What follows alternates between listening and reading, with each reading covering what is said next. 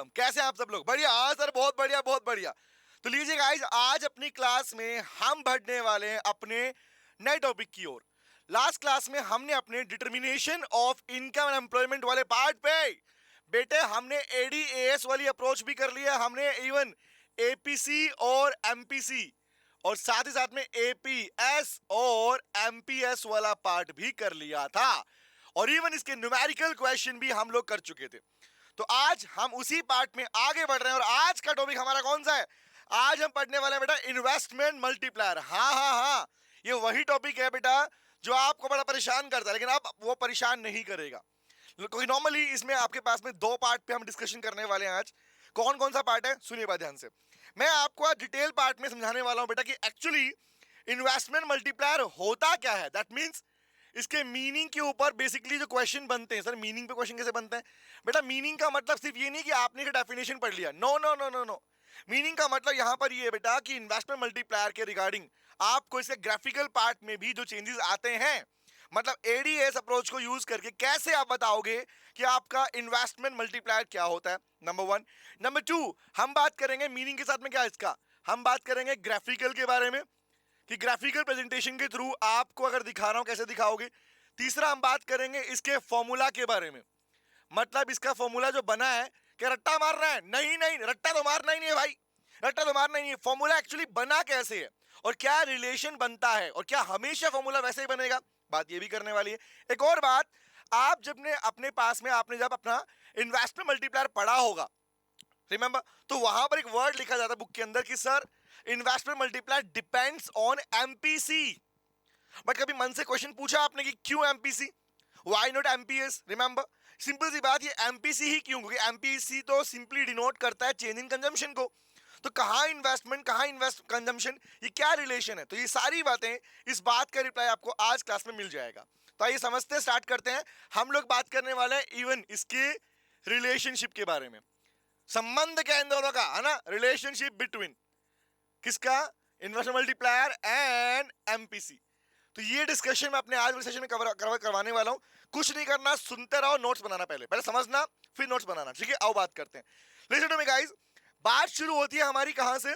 हमारी बात शुरू होती है सर इन्वेस्टमेंट के बारे में। तो हमने अपनी लास्ट से लास्ट क्लास में सीख लिया था, हमने जान लिया था कि एक्चुअली इन्वेस्टमेंट होती क्या, ठीक है? ओके, हमने ये भी जान लिया था इन्वेस्टमेंट कितने टाइप का होता है, हमने इसकी टाइप भी जानी थी, याद है?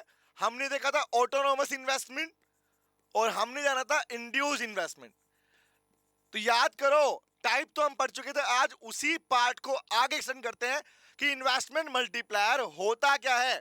अब एक बात तो क्लियर समझना, यहां से बस समझना, जब वर्ड मल्टीप्लायर आया इसका मतलब ये है भैया इन्वेस्टमेंट की वजह से क्या मल्टीप्लाई हो रहा है। सोचो ना यार, अगर इन्वेस्टमेंट बढ़ेगी तो क्या इनकम नहीं बढ़ेगी क्या?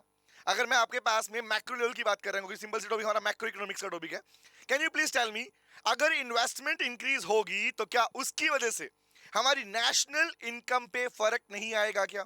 सर आएगा, ऑब्वियस बात आएगा।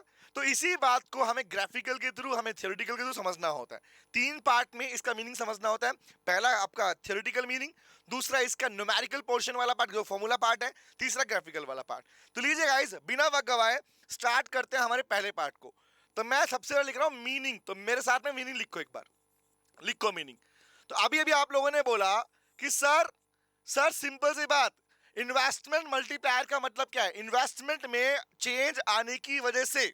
भाई इन्वेस्टमेंट में चेंज का मीनिंग क्या होता है? इकोनॉमिक्स में जहां जहां पर हमें चेंज वर्ड दिखता है उसका मतलब होता है या तो इंक्रीज हुआ या डिक्रीज हुआ।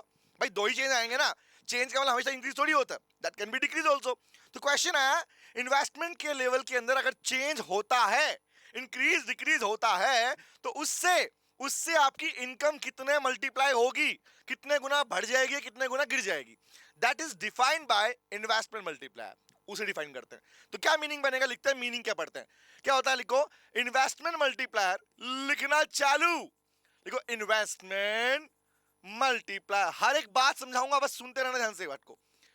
इन्वेस्टमेंट मल्टीप्लायर लिखो रेफर्स टू किस में refer to? The change, refers to the change किस में बेटा? लिखो चेंज इन नेशनल इनकम।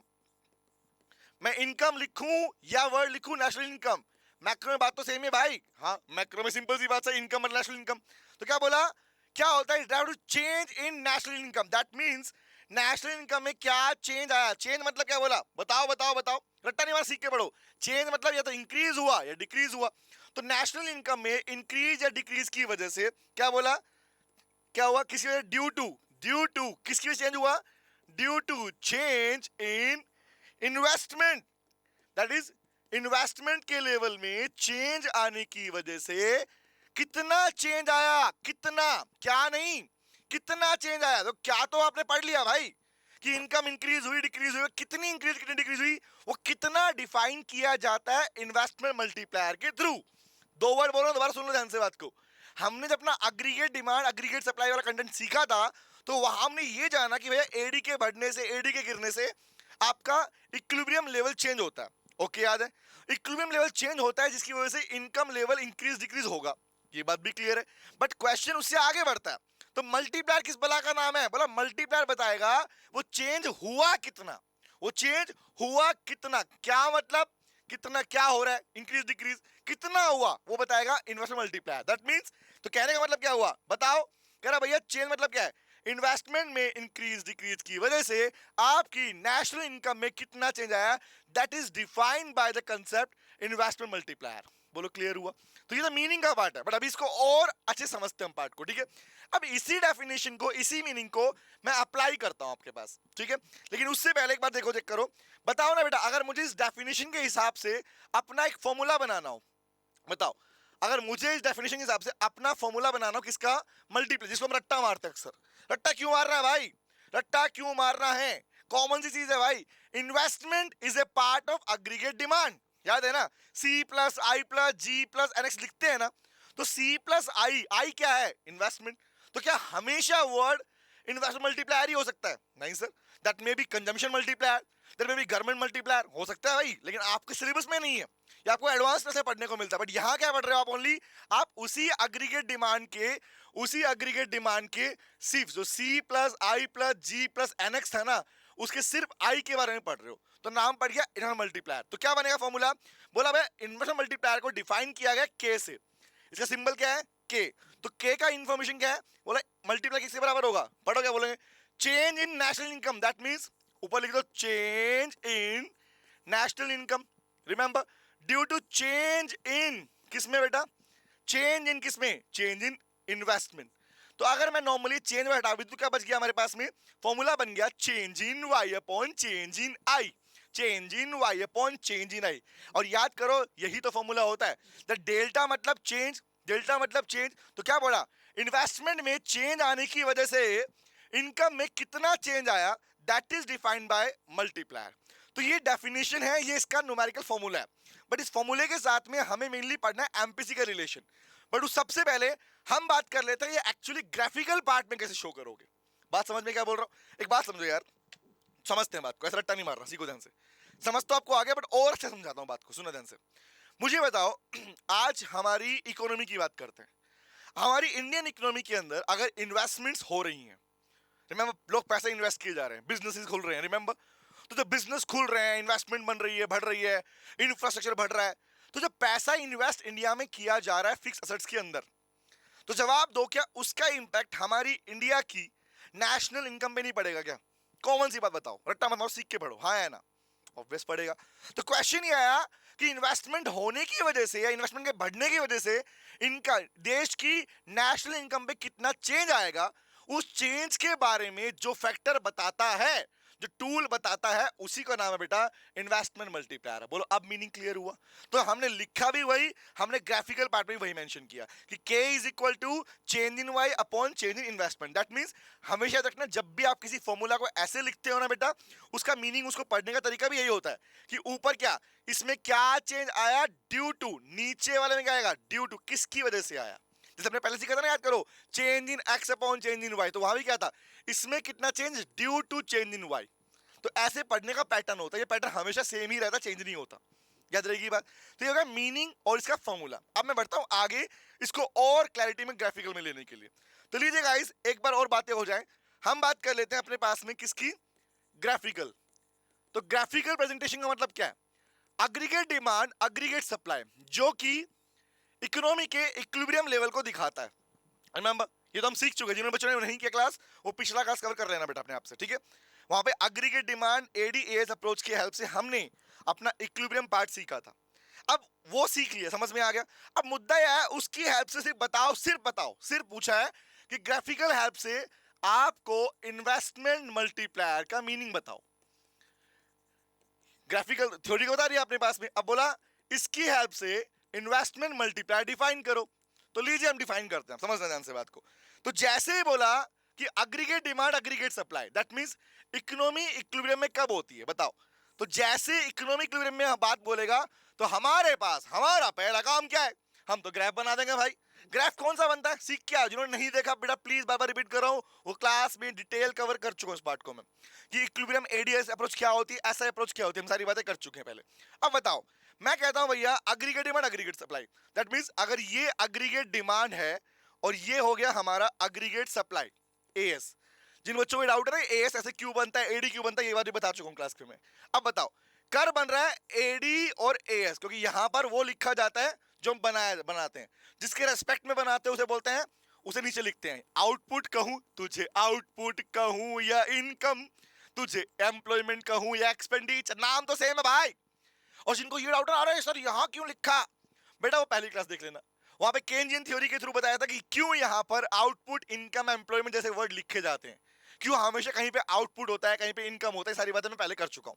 अब बात करना, ये तो ग्राफिकल हम सीख चुके हैं, मतलब इन शॉर्ट ये तो हम सीख चुके हैं कि सर जहां पर एडीएस आपस में इक्वल होते हैं उसे कहते हैं इक्विलिब्रियम पॉइंट।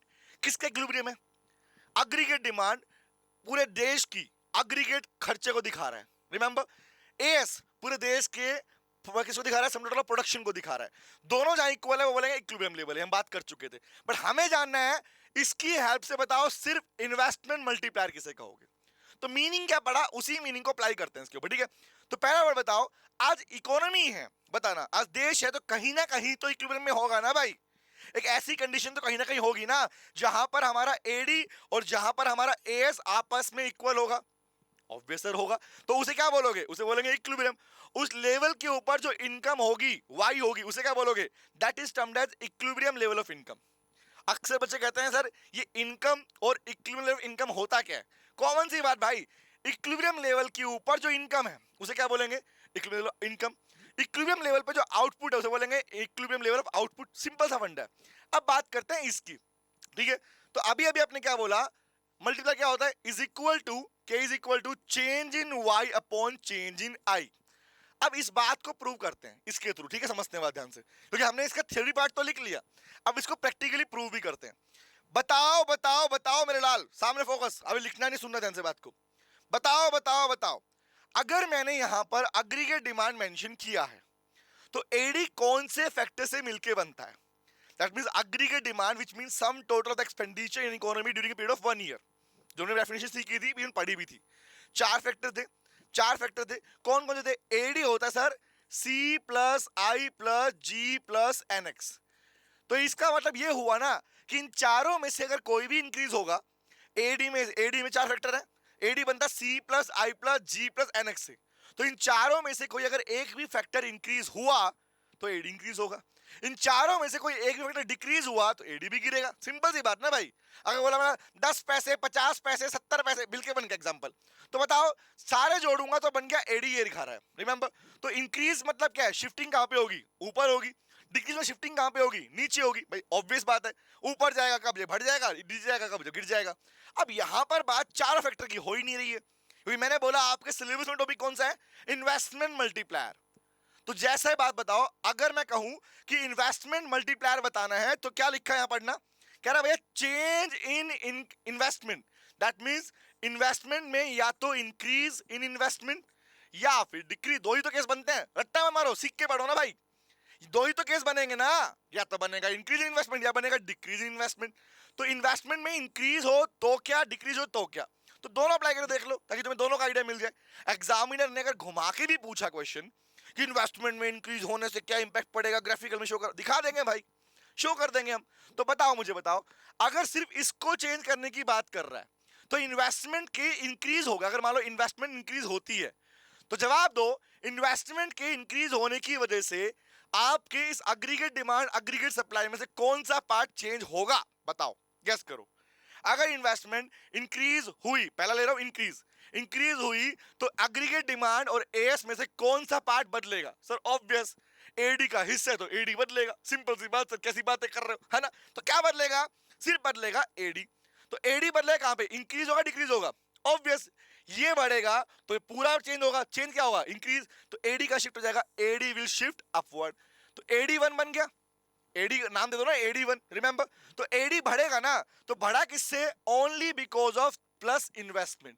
जब आपका इन्वेस्टमेंट इंक्रीज, प्लस लिख दो या लिख दो इंक्रीज, मतलब इन शॉर्ट अगर आपका इन्वेस्टमेंट लेवल इंक्रीज हुआ तो आपका एडी शिफ्ट हो गया ऊपर की ओर।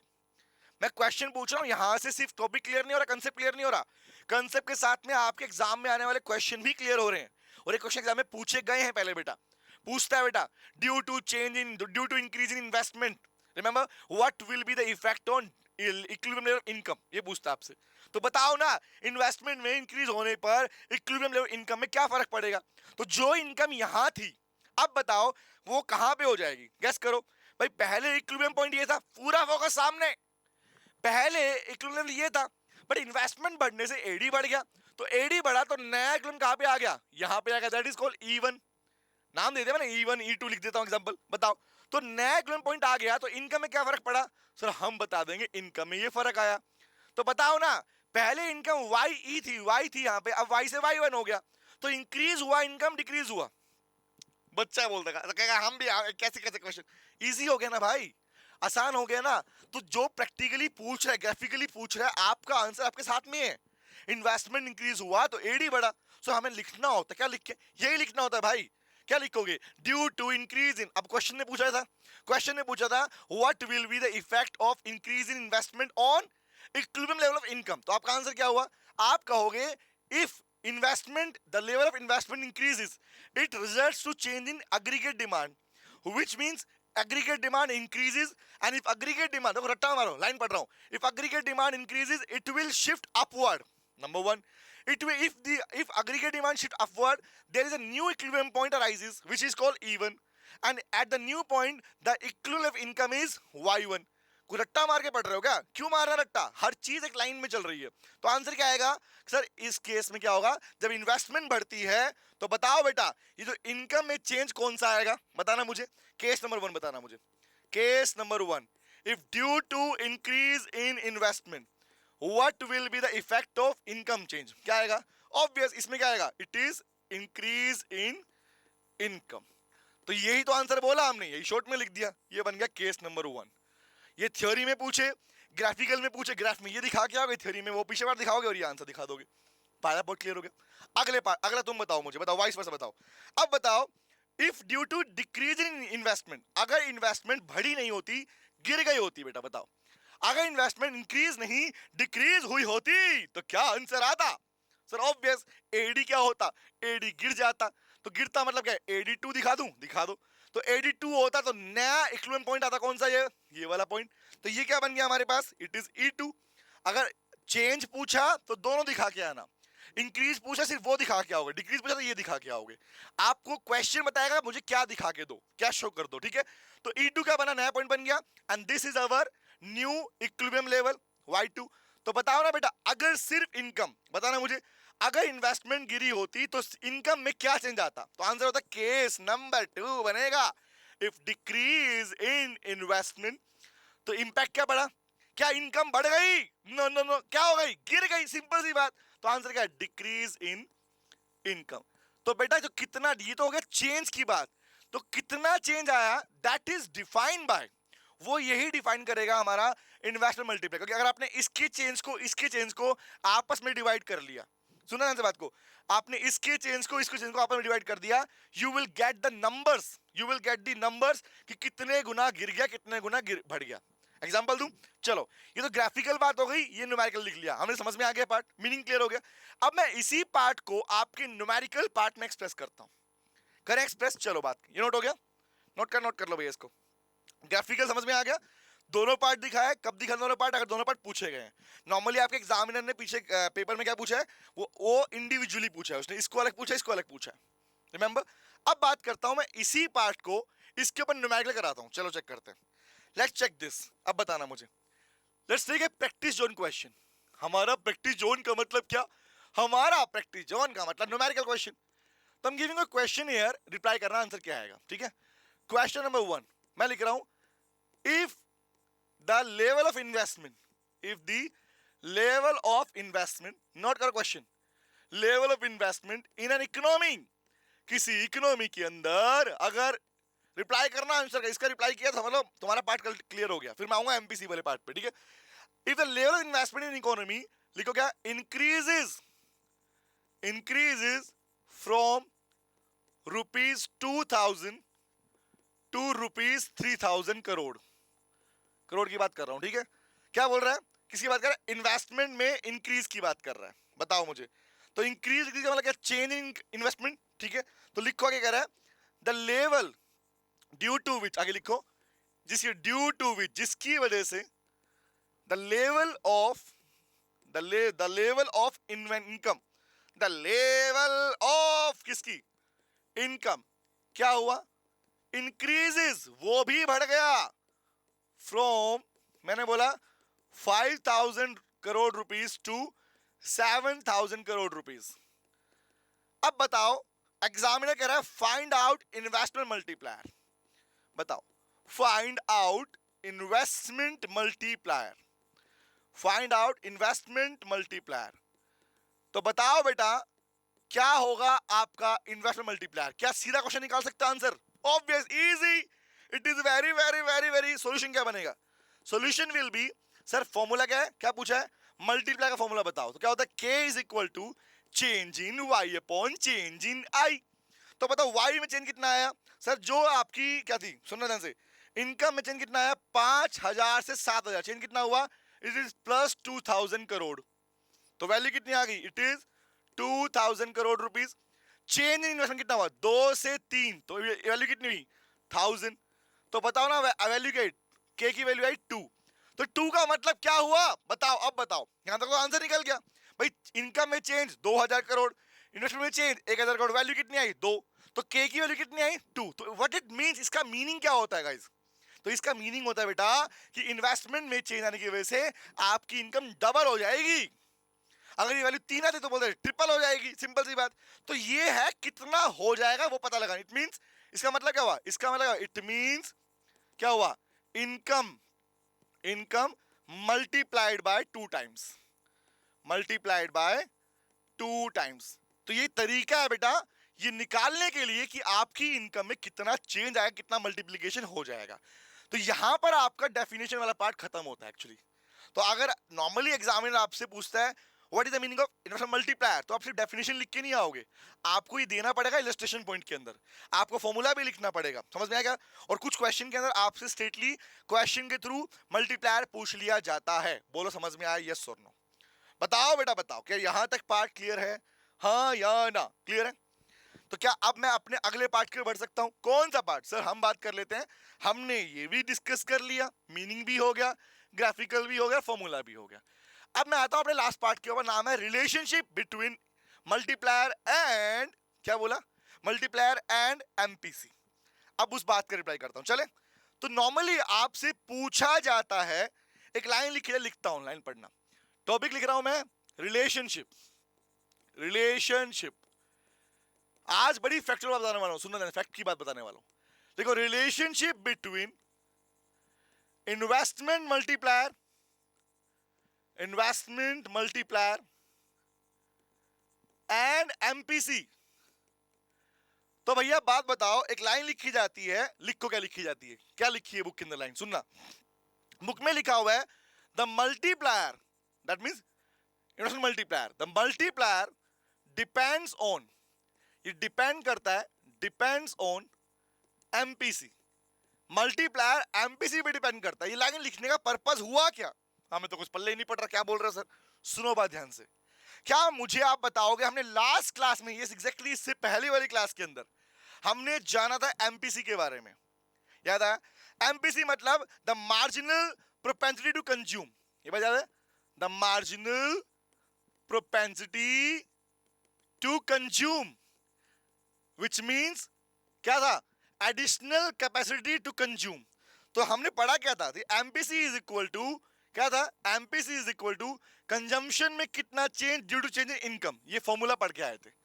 बट मुझे बताओ कंजम्पशन कहाँ, इन्वेस्टमेंट कहाँ, ऐसा क्यों दिया गया गाइस, कभी सोचा आप लोगों ने? तो एक लाइन जो नहीं लिखी बुक में, किसी बुक में लिखी नहीं, वो क्या लिखे बताता हूं। आपके पास ये नहीं बताया गया कि जो ये रिलेशनशिप की बात हम लोग कर रहे हैं, ये रिलेशनशिप कहां पर एप्लीकेबल है भाई, कहां पर एप्लीकेबल है? ऐसा कब पॉसिबल है कि आपकी इन्वेस्टमेंट मल्टीप्लायर के पार्ट में इनकम का लेवल चेंज होगा बट इन्वेस्टमेंट की वजह से, ऐसा कैसे पॉसिबल है? तो सुनना बात ध्यान से, आपके पास ये पॉसिबल है, लिखो in case of two sector economy, in case of two sector economy, book में भी लिख लेना ये बात को, टू सेक्टर इकोनॉमी। हाँ बेटा हाँ, वहीं पर जो हमने पढ़ा था क्लास में, हमारी सेकंड क्लास में हमने बात की सेकंड क्लास के अंदर, क्या था, जहां aggregate demand is equal to C plus I लेके चलते हो, that is only two sector, household sector और इन्वेस्टमेंट सेक्टर, जहां पे आप ये लेके चलते हो वहीं पर फिजिबल है। क्या बोला, आओ दिखाता हूं, प्रूव करता हूं, बताना बेटा मुझे। एमपीसी का मीनिंग क्या हुआ, कंजम्पशन में कितना चेंज आया, तो कंजम्पशन तो यहां पे लिखा हुआ है, तो आई की बात कर रहे हो आप, तो बोला मल्टीप्लायर सी पे डिपेंड करता है, ऐसा क्यों बोला, गेस करो क्यों बोला? जबकि दो फैक्टर हैं, अगर मैं बोलूं एडी में चेंज आया तो सी भी होना चाहिए, आई भी होना चाहिए था। रिमेंबर, तो वर्ड सुनना क्या होता है, याद करो, एज पर केंजियन थ्योरी, याद है हमने जब अपनी पहली क्लास में केंजियन थ्योरी सीखी थी बेटा, तो वहां एक लाइन लिखी थी, अजम्पशन पढ़ी थी, क्या था Keynesian theory, investment is taken to be constant है, हाँ, investment is taken to be constant, which means इसकी वजह से ही आप अपने टेबल वाले पार्ट में भी इन्वेस्टमेंट को चेंज नहीं करते हो। तो बताओ, जब इन्वेस्टमेंट को कांस्टेंट मान लिया गया शॉर्ट रन के अंदर, क्योंकि केंजियन थ्योरी किस पे, शॉर्ट रन के ऊपर, हम पढ़ भी शॉर्ट रन रहे यहाँ पे, तो बताओ मुझे, अगर इन्वेस्टमेंट कांस्टेंट है, इसमें कोई चेंज नहीं आएगा, तो बताओ ना, एडी अगर प्रैक्टिकली चेंज होता है तो किसकी वजह से चेंज होता है, that is only because of change in consumption, और चेंज इन कंजम्पशन किसे कहते हैं हम, एमपीसी को कहते हैं। समझ आते बोल रहा हूं, इसमें चेंज माना नहीं जाएगा, अजम्पशन के थ्रू क्या बोलोगे, कांस्टेंट लेके चलोगे, तो चेंज किसकी वजह से हुआ, only because of change in consumption, और ये चेंज क्या कहलाएगा, this change is indicated by MPC. इसलिए कहा जाता है कि मल्टीप्लायर डिपेंड करता है एमपीसी की वैल्यू के ऊपर। क्या बोला, मल्टीप्लायर डिपेंड करता है एमपीसी की वैल्यू के ऊपर। ये जो इतनी सारी बातें मैं बोल रहा हूं, किस लिए बोल रहा हूं वो भी सुन लो, ये सारी की सारी बातें सिर्फ एक चीज के लिए बोल रहा हूं, एंड दैट इज, आप लिखते हो ना, K is equal to 1/1 minus MPC, जिसको आप कहते हैं ना relationship between multiplier and MPC का बताओ। तो ऑब्वियस भैया रिलेशनशिप क्या रहेगा, इसका डायरेक्ट रिलेशन है बट इसका इनडायरेक्ट रिलेशन है, विच मींस इसलिए 1 माइनस एमपीसी का मतलब क्या है भाई, कंजम्पशन में चेंज और टोटल इनकम में चेंज। तो 1 का मतलब यहां पर क्या है, यहां 1 इंडिकेट कर रहा है आपकी टोटल इनकम, और इनकम में आए हुए चेंज की बात कर रहे होते हो, तो वैल्यू क्या बनती है, K is equal to 1/1 minus MPC, ये लिख दो, या इसके वजह से क्या लिखते हो, K is equal to 1/MPS, क्योंकि हम पढ़ चुके हैं MPS plus MPC is equal to 1, याद है, ये लास्ट क्लास में हमने कर लिया, जिन बच्चों ने नहीं किया प्लीज वो वहां जाके देख लो, आपको एक प्रॉपर आइडिया मिल जाएगा इसके बारे में कि MPC plus MPS is equal to 1, तो एमपीएस क्या होगा, 1 माइनस एमपीसी, याद है, MPC plus MPS is equal to 1, तो बताओ निकालो एमपीएस क्या होता है, 1 माइनस एमपीसी। तो ये पूरा पार्ट हमने लास्ट क्लास में डिस्कस कर लिया था, जिन्होंने नहीं देखा जाके देख लो बेटा, और यहां पर ये पार्ट रिलेशनशिप के बारे में खत्म होता है, किसके बारे में, आपका मल्टीप्लायर के बारे में, बोलो क्लियर है, समझ में आ गया? तो हमने आज यही बातें करनी थी हमारे पास में कि मल्टीप्लायर क्या है और इसका क्या रिलेशन है एमपीसी के साथ में। तो मिलते हैं नेक्स्ट सेशन में, थैंक यू वेरी मच, मिलते हैं, गाना गाओ जाओ, कौन सा गाना, बाय बाय और टाटा, सी यू अगेन, और कल फिर मिलेंगे तेरे मेरे नैन, बाय बेटा, बाय, टेक केयर। और जिन बच्चों ने अभी तक भी सीओसी कॉमर्स स्कूल, जो कॉमर्स स्कूल है, उसका टेलीग्राम ग्रुप ज्वाइन नहीं किया हुआ, ज्वाइन कर लो, आपके नोट्स, आपके टेस्ट पेपर आपको यहाँ मिलते हैं, और you can follow us on Instagram, and आपके पास इवन एक्स पे भी अवेलेबल है। गाइस नहीं ज्वाइन किया, ज्वाइन कर लो, ताकि आपसे डायरेक्टली हम रूबरू होते रहें। मिलते हैं नेक्स्ट सेशन में, thank you very much, bye guys, bye, take care, bye, take care, bye. Hello बच्चों, कैसे हैं आप? मैं CA संतोष कुमार। मैंने और मेरी टीम ने डिसाइड किया कि जो क्वालिटी एजुकेशन मैं और मेरी टीम एक पर्टिकुलर एरिया में प्रोवाइड कर रहे हैं उसको पूरे देश में क्यों न फैलाया जाए at the reasonable cost under the brand name of COC education private limited. मेरे बच्चों, इस सक्सेस को हमने पाया कॉमर्स के स्टूडेंट्स किसी भी कोर्स के हो, वो पूरे ऑल ओवर इंडिया में बैठ के हमारे कोर्सेज से बेनिफिट ले रहे हैं या ले चुके हैं। हमें जो दूसरों से अलग करता है वो है हमारा डेली डाउट सेशन। हमारा जो एकेडमिक इंस्ट्रक्टर टीम है आपके कॉन्टिन्यूस आपके ग्रोथ पे वो नजर बनाए रखता है और आपको कॉन्टिन्यूस बेसिस पे मोटिवेट करना आपको स्टडी के लिए। मेरे बच्चों, कुछ रिव्यूज पूरे ऑल ओवर इंडिया से आए हैं, मैं चाहता हूं कि वो आपसे शेयर करूं। This is Komal Mishra of class 11. I am Vishal, preparing for CA Foundation. Hello, my name is Anshika and I'm doing CA Intermediate. Ayaz from Bihar, student of CUC since class 11th and now in founded. I have purchased my CMA intermediate classes from COC Education. Hi everybody, this is Rahul. I am currently pursuing the CMA finals. मैंने YouTube पर पहली बार संतोष sir का class देखा, उनके पढ़ाने का तरीका मुझे बहुत ही पसंद आया। Very thankful to Santosh sir. He is really a very nice teacher. अगर मैं संतोष सर के टीचिंग स्टाइल के बारे में बात करूँ तो आपको महसूस ही नहीं होगा कि आप वीडियो क्लासेस में बैठो, आप लाइव क्लासेस में बैठो। Santosh sir has cleared all my doubts and he gives a very tagda concept over accountancy. Thanks to COC, my concepts are pretty clear, my doubts get clear right away and I'm even able to score a good mark. मैं संतोष sir का दिल से thank you so much कहना चाहता हूँ। आइए आप भी हमारे साथ ज्वाइन करें और सक्सेस के पास